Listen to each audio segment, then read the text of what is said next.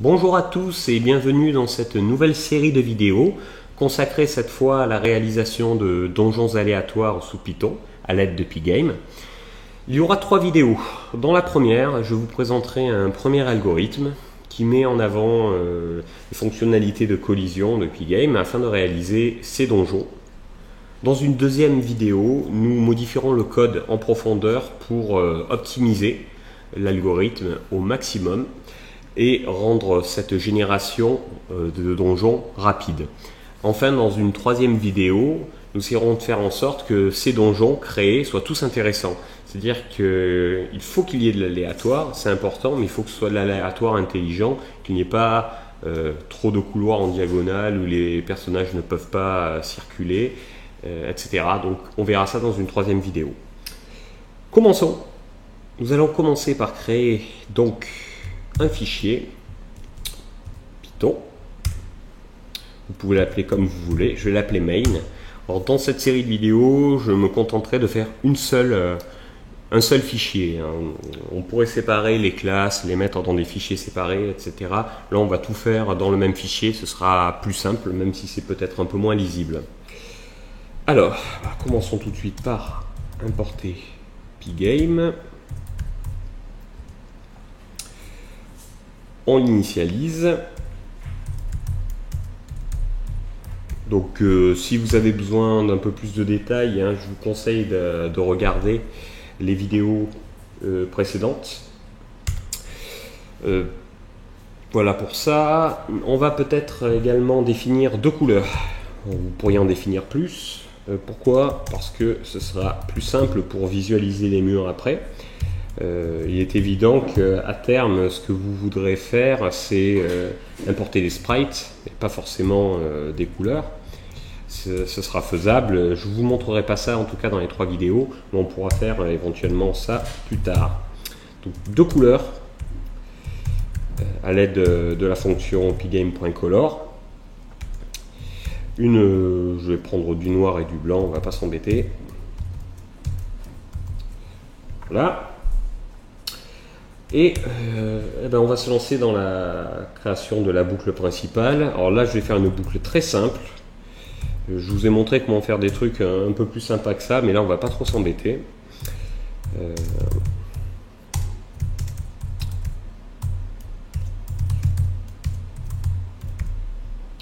Donc ça, c'est du grand classique. Peut-être mettre ça dans la boucle quand même. Le while, j'ai fait une erreur, c'est pas en majuscule. Voilà. Et on va essayer de quand même faire en sorte que l'on puisse quitter la fenêtre quand on en a envie. Donc ça, c'est assez classique. On va rajouter également la possibilité de quitter au cas où on appuie sur la touche échappe, par exemple. Vous pouvez choisir la touche que vous voulez. Mais je trouve que c'est quelque chose d'assez pratique à faire. Parce que de base, c'est uniquement lorsque l'on clique sur la croix que ça quitte, sinon. Avec pygame.quit. Voilà, donc on va rajouter, à condition que l'on appuie sur une touche et que la touche en question est escape en majuscule. Voilà, qu'est-ce qu'on va faire? On va tout simplement quitter Pygame et on va quitter Python également. Voilà pour ça. Ensuite, dans cette boucle, ce qu'il va falloir faire, c'est faire un update du display. Alors il y a 2 façons de faire également. On peut utiliser la fonction flip qui permet de faire à peu près la même chose. L'avantage de display.update, c'est que ici, dans les parenthèses, on peut choisir ce que l'on veut mettre à jour. Donc c'est assez pratique et je vous conseille d'utiliser update. Alors dans ce cas-là, quand on met rien, on est assez proche de flip.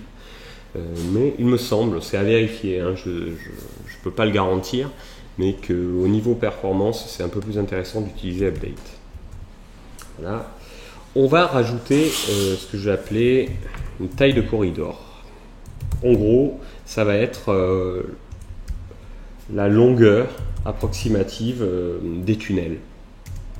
On peut partir avec une longueur de 5000. Alors ça, c'est ce que j'ai en testant ce que j'ai obtenu d'à peu près sympa, en sachant que plus on va augmenter de cette taille-là, plus ça mettra de temps à générer. Donc, il faut trouver un juste milieu. Alors avec cet algorithme, 5000 ça marche pas mal, mais là encore une fois, on pourrait le faire plus tard. On pourrait tester avec 500 d'abord. Ça c'est à vous de voir, hein. C'est un test, c'est purement perso. Ensuite, on créera les classes, mais j'aimerais quand même avant ça créer ma fenêtre. Première chose, on va créer la taille, donc une fenêtre de 800 par 600. On va créer quelques variables. La première, ça va être la taille, la largeur. Deuxième, ça va être la hauteur.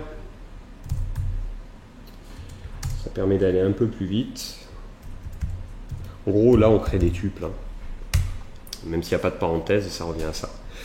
Voilà, donc la largeur est de 800, la hauteur est de 600, et window size, c'est un tuple qui contient ces deux valeurs. On ne s'en servira pas forcément, mais au cas où, on l'a. Et on va créer, bien sûr, window. La fenêtre principale, ça aussi, je vous l'avais montré. Game.display.set mode. Qu'est-ce qu'on va faire? On va juste indiquer la taille de la fenêtre là-dedans. Donc, ce qu'on peut faire, c'est justement mettre Windows Size, puisque c'est un tuple, ça nous évite d'écrire les deux valeurs. Et ce qu'on peut rajouter aussi, c'est pas obligatoire, et en l'occurrence là on s'en moque un peu, mais c'est juste pour vous montrer, on n'est pas obligé de mettre que la taille là-dedans. On peut lui donner des propriétés à cette fenêtre, et notamment resizable. Et quand on lance ça, ça autorise la fenêtre d'être agrandie ou diminuée. Donc ça peut être pratique selon ce que vous voulez faire. On pourra tester ça d'ailleurs. Ensuite, on va créer un titre. C'est pas obligatoire ça, mais tant qu'à faire, on fait tout. Ça fait un rappel des précédentes vidéos. Donc pgame.display.set caption. Et à l'intérieur, vous l'appelez un peu comme vous voulez. Je vais mettre G sans accent, j'aurais pu le mettre avec l'accent. Générateur de donjon, par exemple. Ça apparaîtra comme titre de la fenêtre. L'horloge, pour régler en 60 images par seconde. Donc on va définir une horloge. Je vous rappelle, pour la définir, c'est pgame.time.clock avec un C majuscule. Voilà. Ça crée une horloge. Ensuite, une variable FPS pour les nombres d'images par seconde, on va mettre 60. Ce qui fait que là-dedans, dans la boucle principale, avant de faire un update, on va lancer les tics d'horloge, c'est-à-dire qu'on va bloquer l'ensemble du rafraîchissement au nombre de FPS indiqué, à savoir 60 dans notre cas. Voilà, donc ça, on en a fini pour ce qui est de la structure de base. On va se lancer maintenant dans la création de classes, mais pour ça, je vais faire un petit aparté sur le principe de la génération de donjons aléatoires. Hop, passage sous Photoshop pour vous expliquer un petit peu comment ça va marcher. Je vais mettre un nouveau calque. Donc en gros, notre fenêtre est là. Et ce qu'on va faire, c'est qu'on va la séparer en lignes. Donc c'est du classique, double boucle pour faire ça, en ligne et en colonne. Alors je vais pas tout faire, hein, je fais juste le début. En gros, comment ça va marcher, comme dans tous les langages de programmation, quand on fait une double boucle, c'est dans ce sens-là que ça va être lu. C'est-à-dire que la première case, ça sera celle-là, puis celle-là, puis celle-là, etc., etc. Et ensuite, on passera à ici, puis ici, puis ici, etc., etc. Donc la première case, c'est celle-là, et la dernière case, c'est celle-là. Le principe va être le suivant. On va remplir chaque case de 10 pixels par 10 pixels. C'est-à-dire que vu que c'est du 800 par 600, ici, il y aura 80, et ici, il y en aura 60 de cases. Voilà. on va remplir chacune de ces cases par un sprite. On va combler un sprite qui fera 10 par 10. Un sprite de mur, en gros. Donc en gros, l'écran entier sera rempli de murs. Ensuite, dans un deuxième temps, on fera se balader un petit destructeur, on va l'appeler. C'est un personnage virtuel qui va arriver dans la fenêtre à un endroit donné, au niveau d'une case, et qui va, à chaque tour, à chaque boucle, se déplacer d'une case dans n'importe quelle direction. Et chaque fois qu'il rencontre un mur, donc en gros à chaque tour, puisqu'il y a des murs de partout, on détruira le mur. Donc en gros, qu'est-ce qui va se passer? C'est que on va avoir, il peut revenir sur ses pas, on va obtenir un chemin en fait, mais qui peut avoir plusieurs branches. Et dans ce chemin, il n'y aura plus de murs parce qu'ils auront été détruits. Donc c'est le principe de cet algorithme. Donc on utilise les collisions de ce sprite virtuel avec les sprites murs. Le principe également, on rajoutera quelque chose pour qu'il ne puisse pas sortir de l'écran, qu'il puisse revenir sur ses pas, qu'il arrive aléatoirement à un endroit. Et voilà, en gros. Et après on améliorera, mais voici le principe de base de la génération aléatoire. On remplit le mur et on détruit les murs par un petit personnage virtuel qui n'existera plus à la fin de la boucle et qui va se déplacer, donc potentiellement dans n'importe quelle direction. L'intérêt, c'est qu'il suit un seul et même chemin, même s'il revient sur ses pas, qu'il y a différents embranchements, ce qui fait que théoriquement, toutes les cases seront praticables après par le joueur. Donc c'est un moyen très sympa de générer des donjons aléatoires et vous verrez qu'on peut obtenir des choses pas mal. De retour sous Python, nous allons définir nos deux classes, donc le mur et le destroyer.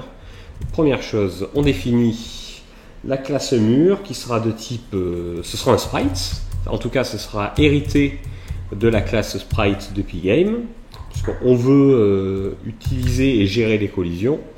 Hop, et je ne sais pas pourquoi j'ai mis def, c'est classe, excusez-moi, c'est pour ça que ça ne marchait pas. À partir de là, la fonction d'initialisation, la méthode habituelle, et dans cette méthode, nous allons utiliser deux variables, deux arguments, ce sera la position en X et la position en Y. Chaque fois qu'on créera un mur, on devra donner sa position. Ensuite, il ne faut pas oublier d'utiliser la méthode super pour appeler l'initialisation, la méthode d'initialisation de base de la classe parent. Donc, deux choses, wall et self, ça se formule comme ça, et init. Et voilà. Une fois que la méthode super est lancée, donc mur va hériter de toutes les propriétés de la classe sprite et on va lui donner une image. Donc, variable image, ce sera une surface, pygame.surface, une surface. Alors attention, là, il va falloir donner un tuple encore, donc double parenthèse, de 10 pixels par 10 pixels. Ce sera notre petit carré. On va pas lui donner d'image en soi, on va pas loader une image. Si vous voulez mettre vraiment une image au lieu de surface, vous pouvez faire pygame image.load, etc. Vous pouvez charger des images, il n'y a pas de souci. Alors self.image.fill, on va remplir ce carré d'une couleur et en particulier on va blanc, couleur blanche. Ensuite le fond sera noir, hein, on le mettra à jour plus tard. Important, on va lui donner justement toutes les caractéristiques d'un sprite. Donc on va utiliser la méthode getRect pour récupérer toutes les informations du rectangle de la surface en question. Et en particulier, ça nous permettra de pouvoir suivre sa position en X et en Y. Ah, mon chien aboie, désolé pour ça. Et de base, sa position en X et en Y sera celle que nous aurons indiquée dans les paramètres d'initialisation. Et voilà, je crois que j'ai peut-être oublié quelque chose, mais je crois qu'on a fait le tour pour ce qui est de la classe mur. Et ensuite, maintenant, la classe destroyer qui va être un peu plus compliquée, puisqu'elle va contenir différentes trois fonctions, enfin 2 fonctions plus l'initialisation. C'est aussi un sprite, donc ça va hériter des caractéristiques de la classe sprite de Pygame. Finite, donc self, et on va rien mettre puisque la position on la déterminera un tout petit peu après. Pareil, je la réécris, super. Donc la première chose, le nom de la classe, ça s'applique à l'objet en question, point init, et voilà. Tout. Ensuite, on va définir pareil une surface. Dans ce cas-là, ce sera également une surface de 10 par 10. J'aurais pu coller, j'aurais vraiment pu coller, faire du copier-coller, mais bon, je vous l'aurais écrit. Ce sera peut-être, vous aurez plus de temps pour l'écrire vous-même et l'écrire en suivant ce que je fais. Voilà. Donc la même chose, self image.getRect pour nous donner une variable qui va permettre de suivre les caractéristiques de la surface créée, et c'est tout pour la fonction init. Ensuite, je vais créer une autre fonction. Vous pouvez la nommer comme vous voulez, je vais l'appeler self-position, donc toujours par cette position avec self, et c'est là-dedans qu'on va donner la position en X et en Y. Et tout simplement self.rect. Alors pourquoi je la mets à part? Tout simplement parce que contrairement au mur, à chaque tour de boucle, il va falloir que ce self.rect, c'est-à-dire la position en X et en Y, soit mis à jour. Puisque contrairement au mur, le destroyer il bouge. C'est pour ça que je le mets dans une fonction à part. Et dernière fonction, la fonction update, qui de base va contenir self, voilà. Et première chose qu'on va faire, c'est qu'on va lancer la fonction setPosition, comme ça nous évite de la lancer, avec les paramètres X et Y. Et du coup, on va être obligé de rajouter différentes choses dans cette update. Et en particulier, je vais rajouter d'abord X et Y. Comme ça, quand on le lancera, on aura cette position, c'est parfait. On va faire autre chose aussi. On va créer une liste de collisions. Je vais appeler collision liste, et qui sera, c'est quelque chose de nouveau, enfin que je vous ai pas montré avant, directement en tout cas. On va utiliser la fonction spriteCollide, qui est super pratique de Pygame, pour localiser, pour créer une liste en fait. Ça permet. Et donc spriteCollide prend plusieurs paramètres, c'est-à-dire déjà qu'est-ce qu'on veut, on veut voir si le destroyer entre en collision avec quoi, c'est ça. Et on va mettre une liste d'objets, on veut tous nos murs, on veut qu'il fasse la vérification parmi tous nos murs, et pour ça il va falloir qu'on rajoute un paramètre, c'est, vous l'appelez comme vous voulez, mais ça va être une liste de sprites, un groupe de sprites, pygame.sprite.group. Alors là, je l'initialise, c'est-à-dire que c'est juste pour que, ça c'est juste un argument, donc en soi, pour l'instant c'est rien, mais je l'initialise pour que la fonction sache de quoi on parle. Donc en l'occurrence, cet argument collidable, ce sera une liste de sprites, un groupe de sprites. Donc, spriteCollide va devoir chercher parmi ce groupe collidable. Donc, en gros, ce sera tous les murs qu'on va mettre là-dedans, sauf que là, il ne va pas le reconnaître. Pensez à mettre self quand vous êtes dans une classe. Et les autres paramètres, je ne rentre pas trop dans le détail puisque Vous mettez false et none. Je crois que de base ils sont pas obligatoires. False peut-être, mais none. Vous pourrez regarder. Je ne vais pas trop rentrer dans le détail parce que la vidéo est assez longue. C'est pas très compliqué. Vous allez sur le site de P-Game et vous regardez. C'est marqué. C'est très très simple à comprendre. Nous, comme on fait des collisions simples, on n'en a pas besoin. Donc ensuite, on va faire une boucle. For collided object in collision list, c'est-à-dire qu'on va balayer toute la liste de collisions. Alors, elle sera rarement pleine, puisqu'à chaque tour de boucle, normalement, au maximum, il devrait y avoir une seule collision. Si on fait se déplacer le destroyer de case en case. Mais au cas où, on crée une liste de collisions et on va balayer cette liste avec cette boucle. Et tout ce qu'on fait, c'est que on va créer collidable.remove, c'est-à-dire qu'on va enlever de la liste d'objets l'objet qui est entré en collision. Comme c'est une fonction, n'oubliez pas que toutes les variables deviennent locales et sont propres à cette fonction. Si vous voulez que la liste ressorte, il faut faire un return. Voilà. Je crois qu'on est bon pour ce qui est des classes, donc on peut passer maintenant au cœur de la création des murs et du destroyer, des déplacements du destroyer. Bon, je pense que vu le temps déjà écoulé, nous allons faire ça dans une prochaine vidéo.